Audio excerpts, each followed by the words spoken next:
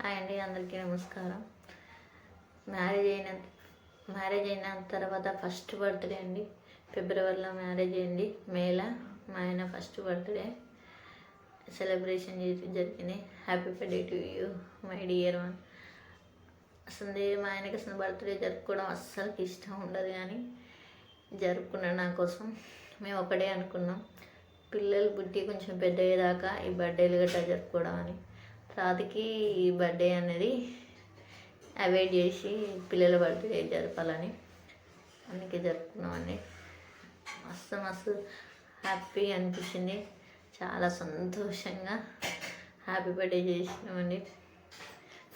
అటు ఎందుకు చూస్తానంటే వాళ్ళ ఫ్రెండ్స్ ఫోన్లో అయితే ఉన్నారు, వీడియో కాల్లో వాళ్ళు చూస్తున్నారు.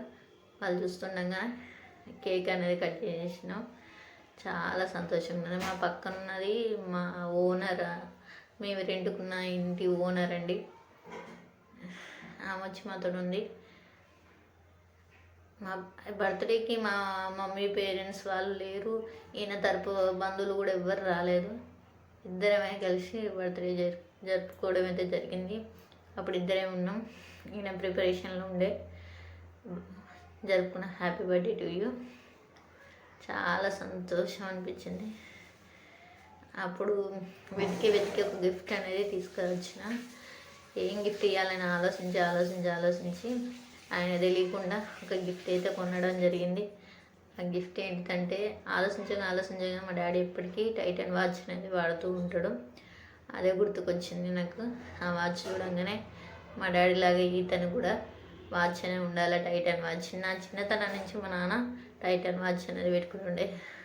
ఇంకా అందుకే ఇదే గిఫ్ట్ ఇవ్వాలి ఎప్పటికీ అని వాళ్ళ ఫ్రెండ్స్కి అయితే ఆయన చూపించుతాడు.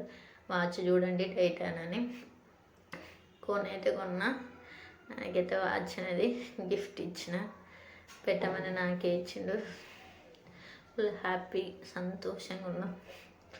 చాలా అంటే చాలా సంతోషంగా బర్త్డే అయితే జరిపినాం. ఆ రోజు మా ఆయనకి మస్తు గిఫ్ట్ సర్ప్రైజ్ అనిపించింది. చాలా వాచ్ అయితే పెట్టడం జరుగుతుంది. చాలా సంతోషంగా ఉన్నాడు ఆయన ఆ రోజు. ఈ వాయిస్ చూస్తుంటే అండి. Thank you. Please subscribe, like and share.